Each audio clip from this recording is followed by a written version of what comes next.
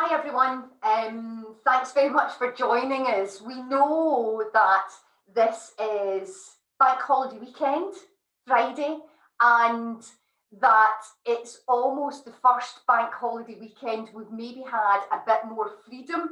So thank you to everyone who has actually joined today. And I know that we will get quite a lot of people in the sort of catch-up scenario as well. We obviously have the wonderful Lou Dartford with us again, which is great. And today is all about facial oils.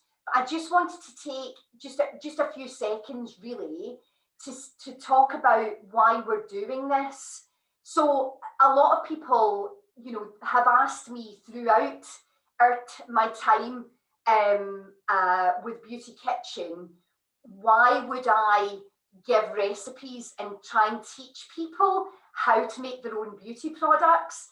And I just thought it'd be quite nice to just come back round there to say, we've always been about sustainability, and the most sustainable way with anything actually is to make it yourself or to reuse what you already have.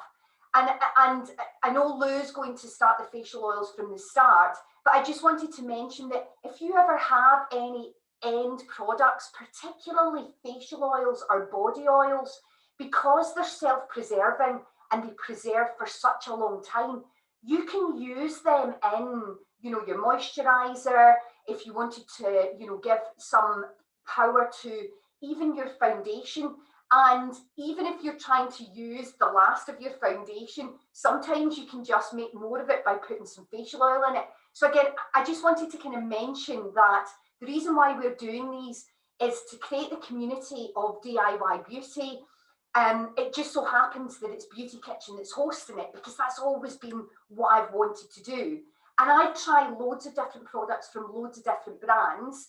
But the great thing about having Lou here is that you've got someone that's been in the industry, but not only from a skincare perspective and a massage perspective, is that she understands from a makeup artist perspective. She understands all the different sort of challenges that we go through as women on a day-to-day basis, because she's basically the person that makes us look terrific after we've had a session with her. So I just wanted to thank her again for partnering with us to do this, and I'm really looking forward today. So I hope you guys are as well. Over to you, Lou. Well, thank you very much. That was very lovely. Thank you. And yeah, I completely agree with all that. It's just about learning to use our products in a better way, make them last a little bit longer. And also another great thing with the DIY is because our skin changes all the time. Sometimes your skin on a certain day might need something that you haven't got in a product, but you might well have something at home that will help your skin. But yeah, so today, yes, thank you. We're going to talk about facial oils. I love facial oils. From a personal note and from a professional note, they're great for all skin types as well. Like all skins can benefit from using a face oil, a plant oil I'm talking about here. I find that they can balance skin, they can nourish skin, they can help to support, replenish the kind of the protective layer that we have on our skin. They can help to lock moisture in. So they're a real lovely thing to kind of bring into any kind of skincare routine. And any skin can use them, but different skins will benefit from different oils, because different oils will have different properties. And you may well have something in your kitchen cupboard that you could use on your skin. But when we're saying that, you need to make sure, that they're nice quality. We want to put the best quality that we can on our skin. So if you can, cold pressed, organic, then they've just had the least things done to them. So therefore they'll have the nutrients, the antioxidants, the things that we want in there to benefit our skin. And then I think when you're using an oil or any kind of face product, it's about thinking about what your skin needs. How is your skin feeling? What can it benefit from? So an oilier skin, for example, would benefit. And actually an oily skin can definitely use an oil. Like I know there's that always kind of thing, oh God, like if you've got an oily skin, you don't want to put more oil on. But actually oils can be really beneficial for an oily skin. They can help to balance. So you want to choose more lightweight oils. You're not going to want to put something thicker on, but something like a jojoba is really lovely and balancing. Or from a hemp, if you've got hemp oil in your cupboard, hemp is really lovely for acne prone, and it's anti-inflammatory. It's got lots of the omega fats that you need. So yes, oily skins would benefit from the lighter weight, whereas a drier skin would need a richer, thicker oil. So from your kitchen cupboard, maybe an olive oil, again, a really good quality one, because then it's going to have all those lovely antioxidants in there. And you can use single oils. You could just use a single oil on your skin, like the jojoba. Probably not going to be in your kitchen cupboard, but it's a really nice one to have at home, because it's great to use if your skin's had a reaction. I find it's really good at kind of bringing the status quo back to the skin. You could use that on its own. But when you start to blend oils together, you start to get the benefits from the different oils. So yeah, so we've got a few recipes that we'll kind of run through. But I think when you're, have a little play with what you've got at home, it's best to start with maybe perhaps 2 or 3 oils. Don't kind of go crazy and put loads in, because then you're not necessarily going to know what's doing what. And I think the key thing is to think about your base oil. So what's the main thing that you want to do to your skin? So I always start with the jojoba, because I think it's just such a lovely one to start with. It's going to balance, it's going to nourish as well. So I tend to use that for my base. And actually, we're gonna keep it really simple. So we're going to use just a tablespoon, a teaspoon. Measure what you're doing. It can sometimes you think, oh, I'll put a bit of this in, put a bit of that in, but then if it's amazing for your skin, you're not going to remember what it was that you made. So think about how you're going to do it. So a tablespoon is 15 mils. So we're going to kind of work to a 60 mil quantity. You could do smaller, you could do less, you could do more, but it's a nice way to start. So this one is 15 mils and your teaspoon is 5 mils. So if you wanted to balance and regenerate, you could maybe use jojoba, maybe 30 mils jojoba, and then you could put 50 mils of the hemp in. And like I said, hemp is wonderful for just anti-inflammatory, great for an oilier skin. Abyssinian and argan, you could put 10 mils of that in, and then a 5 mil of a rose hip. So a little rose hip is a wonderful oil as well. And I think it's often used for more mature, more scarring as well, to help with scarring, but also an oilier skin can have a little bit in there to help with the regeneration, like the vitamin A, the vitamin C. So that would be a really lovely one for balancing, regenerating. Soothing and regenerating, sweet almond oil is a really lovely oil to use. It's a really good, lovely base. It's soothing, it's calming, it's anti-inflammatory. That one you could use on its own as well, or you could start to add, like I might use like half my recipe would be that, and then perhaps maybe 15 mils argan or Abyssinian, 15 mils rose hip. So I'm kind of calming but regenerating as well. So we're keeping it simple with just a few ingredients, but you can see, you just think about what those ingredients are going to do for your skin. And then the nourishing one, which is probably what I'm going to make in a minute. So I'm going to use half jojoba, and then I'm going to put a little bit of olive oil in. Olive oil is a really lovely kitchen cupboard one, not so great for an oilier skin, but great for kind of adding nourishment to a drier skin. I'm still going to add hemp into mine, because I still love a hemp for all skins really.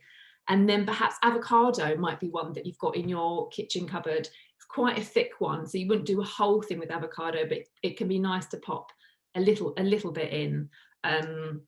What one are you going to make, Jo? What's your... So I'm probably going to do one of the earlier ones in terms of using sweet almond oil.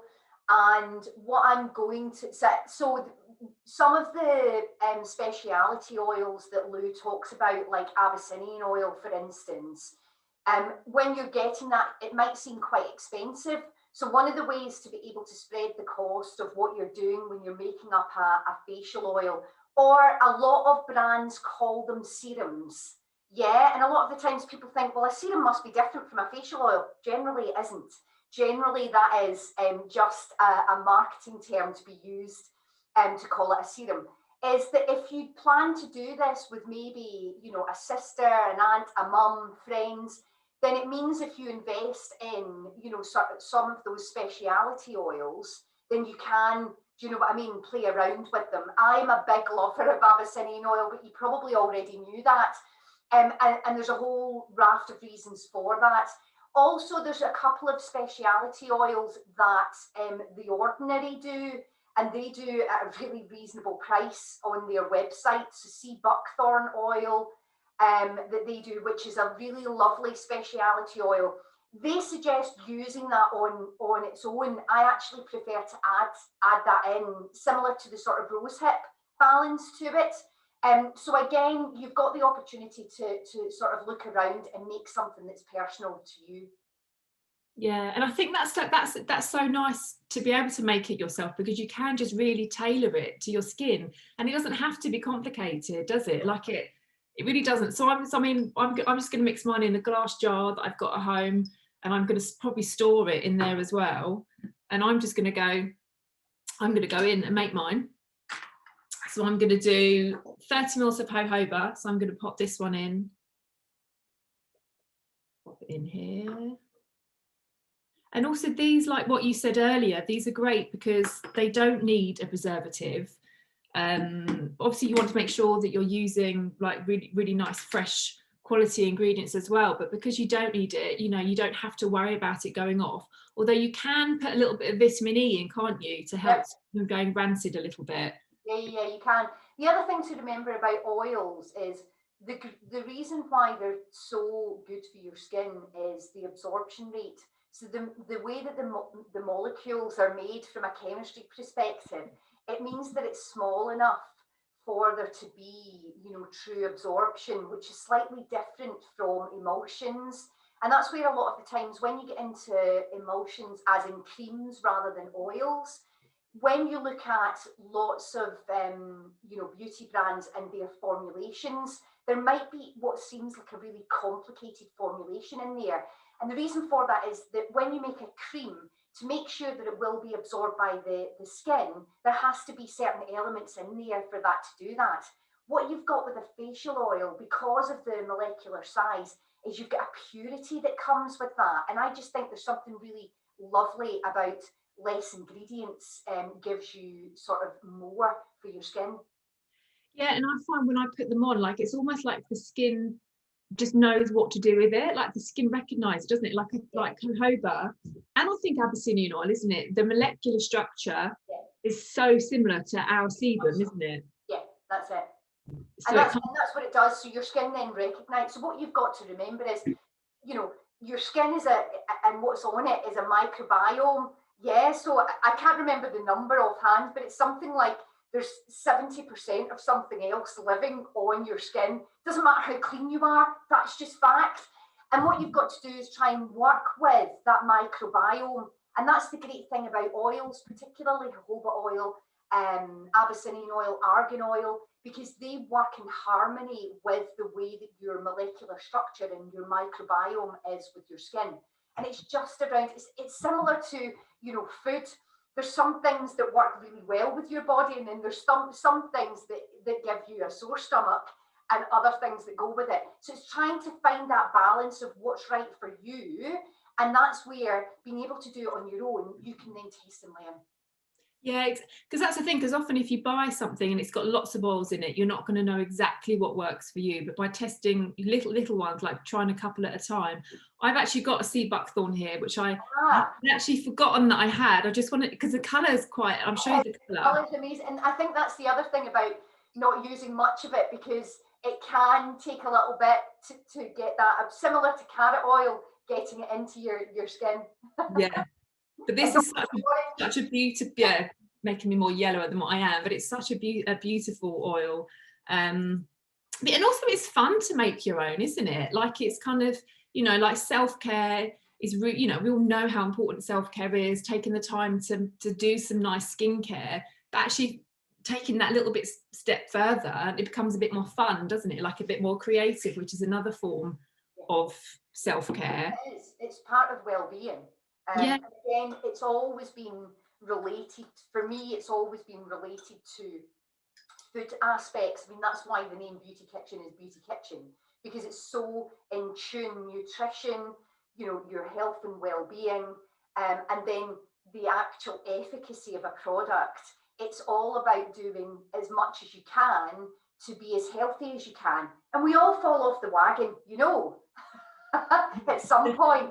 We've either taken too much sun, or we've drank too much wine, or drunk too much coffee. Yeah, no, I hear you. But that, I mean, that could be it. That could be all. And actually 60 mils is quite a lot. Like if you are experimenting, do 30 mils, do less, and to see what, you know, what works for you. And that could be that, or you could then add an essential oil if you wanted to. If you're very sensitive, then you might want to avoid essential oils. They can be very potent, can't they? But I think the rule of thumb is for each 30 mils, so for each 2 tablespoons, you would put 1 drop of essential oil in. Is that about right? It is. And again, it depends. So if you're using a pure essential oil like a lavender or a frankincense or bergamot, yes. If you're using a blended oil, because there are blends out there as well, you can find ones that are very specific for skin. The reason why I mentioned those 3 is that I know that those 3 are very good for your skin. They're very easy to use. I mean, the reason why lavender is so popular is that when you look at it from a scientific perspective, it does so many different things. And the great thing also about lavender is generally you can get it pretty close to home. So, and there's a variety of different, so there's obviously, like any essential oils or anything that you buy, there's a range, and price will give you a different quality of that essential oil. And it's just understanding, where are you getting your essential oils from, and are they true essential oils, or are they maybe mixed with other things? So just keep an eye out for that. The great thing about essential oils though as well is they last for a very long time. That's the reason why they're kept in, you know, sort of coloured glass bottles. You know, it's for that preservative reason. So you're investing in something that you're going to have for quite a long time. And they're multitasking, aren't they? So there's a lot you could get them to put in your skincare, but also lavender you can put in a diffuser, can't you? And it can put it into the air. So there's so much you can do. And actually, one tip I was going to say, sometimes when you put, like, you think you put 1 drop in for 2 tablespoons, you might think it's not that much, and there's the temptation to put quite a few drops in, isn't there? But kind of it will kind of, that 1 drop will kind of develop, won't it? And it will probably kind of smell a little bit more the next day or something. So there is the temptation, but resist the temptation, because they can be quite strong, can't they? Yeah. Less is more, and particularly if you're making an oil for your body, then you can be a little bit more adventurous with the essential oils. When you're doing it with your face, you just need to be that little bit more cautious, because it's more invasive around your skincare, around your face, than it is in other parts of your body. One of the big things that's great is any of your mints. So there's a scientific study that came out from a university in Brazil, I think it was, and there's starting to become more research on essential oils, but a lot of the times scientific research for skincare and body care, there hasn't been a lot on essential oils because they can't be patented. So there's only one essential oil out of all of the essential oils in the world that has a patent against it. So what then happens is your bigger companies can't own that information. So that's why there's been a lack of research, but that's developed particularly over the past 5 to 10 years because of the interest in natural beauty. And any of your mints that you have from an essential oil perspective, if you do exercise and you use the essential oils, whether that's a drop in a carrier oil and putting some on your arms or legs or wherever, that actually you will recover, your body and muscles will recover 50% quicker than they would if you didn't use it. Wow, God, that's really interesting, isn't it? So there's loads of research that's starting to come out. And I do think that if you look at some of the bigger brands, you know, so Garnier launched a range that was an organic range very recently, and most of it was based on lavender. Their facial oil had lavender essential oil.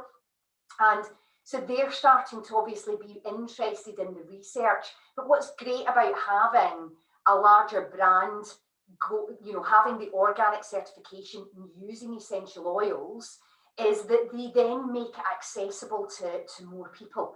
And it means that the people that have been in the natural space for longer, you know, we're not crazy. We are doing the right thing when bigger brands are starting to get involved in that. And I think it's great to see that they've gone down the organic certification route as well, because I think that just it verifies that Cosmos and Soil Association are verifying, you know, a large international brand for their skincare range. And the prices are fantastic as well. Yeah, no, I agree. It's great, isn't it? Kind of, it's great that it's making it more accessible, and as you say, yeah, just make it more accessible for all. Yeah, no, it's so true. Lavender is lavender is my favourite. So I would do 1 drop of lavender, 1 drop of frankincense. They're my favourites that I tend to use, or chamomile. They're my 3 favourites, I would say. But yeah, I mean, and that would be your oil. That's it. And generally, as well, as a rule of thumb, and it's not always the case, but your citrus oils, although they smell amazing, you're better to sort of steer clear of them for facial oils. It's not that you can't include, you know, a little drop here and there, but generally from a sensitivity perspective, if you stick with anything that isn't citrus, then you're more likely to benefit from it and not have a sensitivity to the essential oil. Brilliant, thank you. Have you made yours? I've just made it in a little, because I'm going to use it everywhere. Well, this is the thing. Actually, this is the next thing. So we're calling it a facial oil, but there are so many ways that you can use an oil like this, aren't there? You could, use it on your body. Like I think you mentioned as well. So what I do in the morning, I'll tend to use an oil at night, but in the morning I tend to put a few drops of the oil into my moisturizer to kind of supercharge it into my foundation, like what you said as well. Sometimes if I'm doing someone's makeup and I want it a little bit more, I want the foundation to be a little bit more fluid, or say you've got a foundation that is just not hydrating enough or makes you a little bit dry, mix a tiny bit of oil into the foundation before you put it on, and it really helps with your application. So yeah, and cuticles, split ends, scalp massage, beard oil. There's absolutely loads you can do. But and also face, do you want to do a little quick massage? I think have we got time? I think so. I lose track of time. It's 24 minutes past 12. I'm going to clip my hair out of the way. So one great tip, I think, for when you're doing like a massage is obviously do it on a clean face. I've got a little bit of makeup on, but that's okay. But what I love to do is, rather than do it onto a dry face, if you've got a spritz, you can kind of make your skin a little bit of hydration, and then when the oil goes onto the kind of more damp skin, it can just help.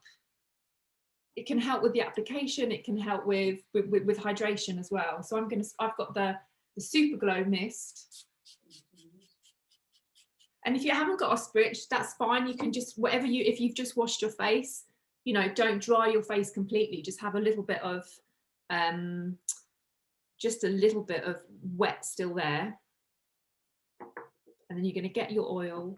When you're doing a face oil at night, you don't really need that much, just a few drops. But I think when we're going to do a little bit more of a massage, you can kind of maybe get a little bit more in your palms. And then we're going to warm it up between our palms. And if you've got your essential oils in there, you can just kind of breathe in, take in the kind of the aroma benefits as well. And then we're going to start to just kind of gently get it onto the skin first of all. And we're going to take it down onto the neck as well. If we're ever going to do any kind of massage, we really want to make sure that we start with the neck, because that's it's the channel into and out of your face. So if you're kind of tense in your neck or tense in your shoulders, you know, things might be a little bit stagnant. Maybe the blood's not getting there as much, or you know, the lymph isn't draining as much. So take the time, and also before you start, you can just kind of stretch the neck out a little bit. You know, the massages doesn't have to, you know, if you've got 10-15 minutes, then great. But even if you've just got 2 or 3 minutes, you know, just take the time. But yeah, I was just sort of on the neck. Yeah, like I think people forget about the neck, but you can kind of come across this way, opposite hand, and just start to massage down there. Just circles, and then on the other side. I think it brings you back when you do a mini massage or take your time, even just a couple of minutes, it brings you back into yourself. It gives you a focus inward that must be healthy. Absolutely. Even if you're sitting at your computer all day, just kind of getting a little bit of oil, maybe you don't even want to put it on your face, but the benefits from doing your neck. And then we'll just do a bit more of a relaxing one now, but just kind of, you can just kind of do circles. It doesn't have to be complicated. Like, all of us hold so much stress, I think, here in our kind of, our jaw. You can do it with your fingers. And also, I really like to take it behind my ears as well. That kind of still connects to to the jaw, all these being a bit tight. So just kind of getting a little bit of release through there. And also, when you're doing any kind of massage, every now and then it's quite nice just to do a little bit of a draining motion, just to kind of anything that you've got dislodged, just kind of get it moving a little bit.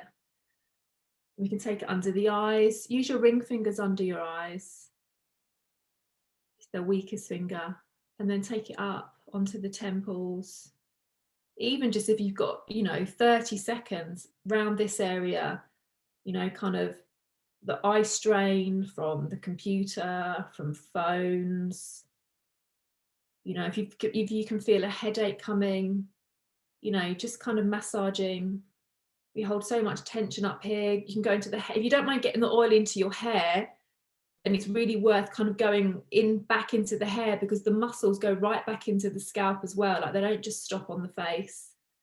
And also around the eyes, we hold so much in our eyebrows. So you can use your ring finger to kind of slowly go along the brows and around, and then slowly. You've got lots and lots of pressure points along here, and these can be great at just releasing. So you can just hold it here and slowly,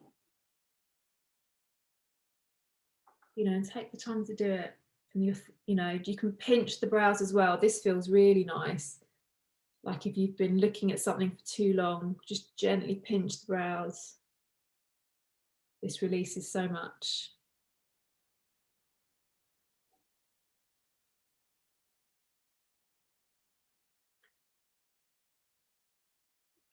And then again, do a little bit of a sweeping movement, move it down. And then you can do a little bit of a lifting. So if we come up, kind of get that blood flowing. And then into the middle. And then we're going to come back down the other side. And up. And then just up in that third eye.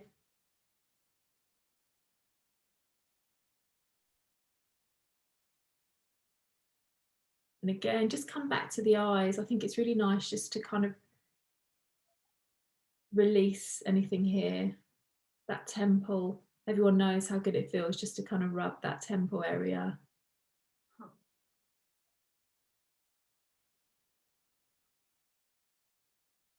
And we're going to come back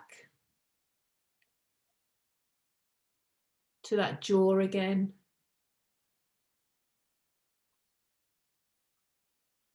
And then back down onto the neck. And it's really nice to kind of go behind. There's loads of pressure points where your skull kind of meets your neck. So just kind of take the time, massage around there.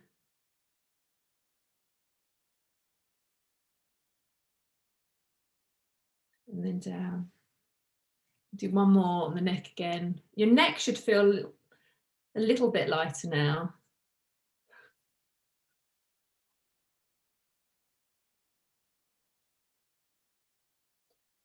And then roll those shoulders back again. You might hear a few clicks. I just heard quite a lot of clicks.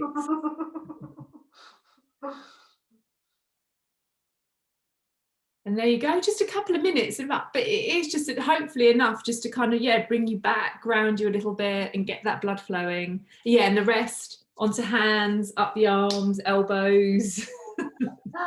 Everywhere. Yeah. How did that feel? That felt lovely.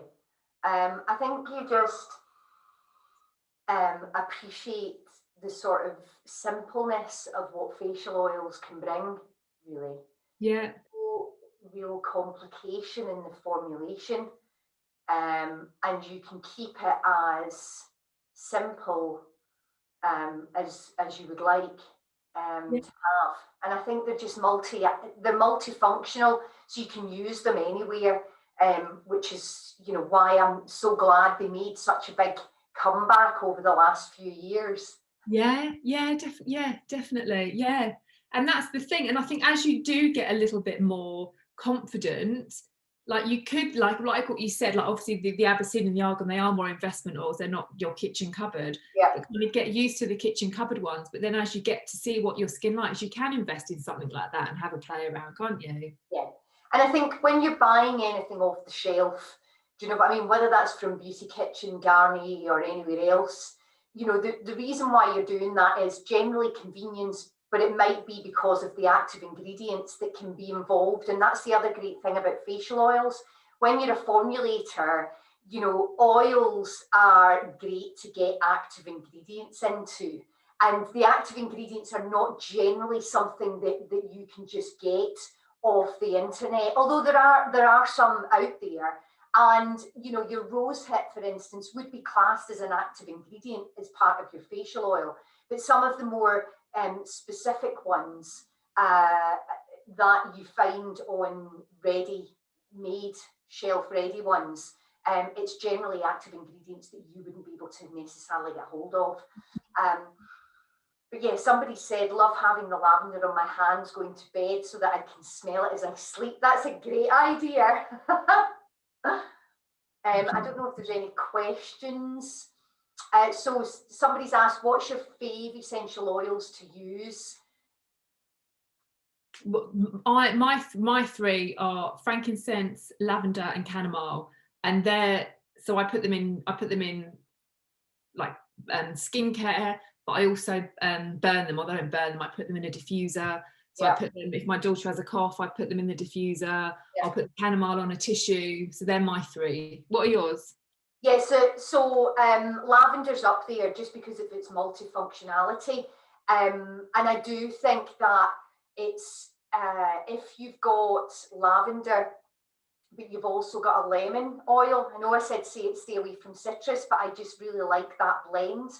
And then any of the rose ones, so whether that is geranium, anything that has that, I really love the smell of any sort of rose oils. It just works for me. And I think scent's a really personal thing. If you think of perfumes, if you like the smell of something, immediately it does make you smile and it makes you happy. And I think that's what you should go with. A lot of the times with aromatherapy, it's in the name, it's that aroma. If you like the aroma, then that essential oil is for you. Yeah, exactly. That's the thing. If you're told that frankincense is so good for your skin, but you hate the smell, then it's not going to do you any good. Yeah. Or you don't like rose, because again, rose is a bit Marmite. I think some people, really like it, and other people are like, no, it's too floral. I don't like that. Another question that's come in, any tips for making something for children? My daughter is 5. I mean, for my daughter, I've just done, I have shea butter, which you can buy. So just plain shea butter. Yeah. And I've done it before where I've whipped the shea butter up with just some sunflower oil. So it's really simple, because I know people kind of talk about coconut oil a lot, but for her, the sunflower, the shea whipped together was really nice for her. And I sometimes would put like a teeny tiny drop of the chamomile or something in it. So very simple, but works. Yeah, and again, lavender is good, to use. Again, it's a multifunctional and it's good for any age. And it can be something as simple as having a drop on the pillow. And I know that sounds like an old wives' tale, but it's there. And the other great thing about natural ingredients, whether it's oils or butters and essential oils, is with children, they can get involved. There's nothing for you to really worry about. Do you know what I mean? So they can help to make it as well. And kids love making stuff, and they're more likely to use it, I think, if they get the chance to make it than if you make it. Yeah. And actually going back, because I've got the sea buckthorn, we made some, and actually that makes it orange. So it's even more fun, because suddenly it's not a boring cream. This bright orange cream, or no, bright, it's kind of like an orange juice, yellow, orange, it goes, doesn't it? And then she makes it more fun. She wants to put it on. Are there any oils you recommend avoiding when making your own oils? Well, I think Lou sort of touched on that at the beginning. I think it depends on your skin type, so, you want a lighter oil if you've got oilier skin, and if you've got drier skin, you've almost got more flexibility to use any sorts of oils. I think for me, it's around making sure that you have oils that work with your skin. And that's where I always try something on my hand first before I would put it on my face, on an individual basis before I mix them. Because I think your hand is a really good tester to tell you if that oil feels nice to you before you then maybe make something up. I don't know what you think, Lou. Yeah, I think you're right. Yeah, feel it first, because they will have like different thicknesses, won't they? And it also depends what you like on your skin. Like, some people like to have that feeling of that thickness, whereas other skin would hate that. Yeah. So it is so much personal preference. And there is so a lot of the times in the industry we talk about dry oils, and what we mean by that is that basically they dry quicker, or at least that's what it seems like. So a grapeseed oil, which again is something that you could get in your local Holland and Barrett. A grapeseed oil is great, and you can use that on your face, but it's a great body oil because it does dry super quickly. So so there is you don't need to wait for it to absorb. It dries very quickly. And also, that's a really good point. If you do get an oil that you don't like on your face, don't waste it. Put it on your body. Yeah, definitely. Yeah. Yeah. And I think that's us again. Goodness, another month gone by. I know, isn't it crazy? So if there isn't any other questions, guys, thanks very much for joining us today, and hopefully that gave you some insight into making your own oils and serums. It's another bank holiday weekend. I don't know where you are. We are dry, a little bit cloudy, possibly having some sun here in Scotland. So we are just 30 minutes south of Glasgow. But I believe the weather's supposed to be rather nice across the UK for this weekend. Apparently so. That's great. Thanks very much, Lou, again for that. No, thank you. Thank you. And yeah, have a great bank holiday. Yeah, same to you. Bye. Bye. Bye.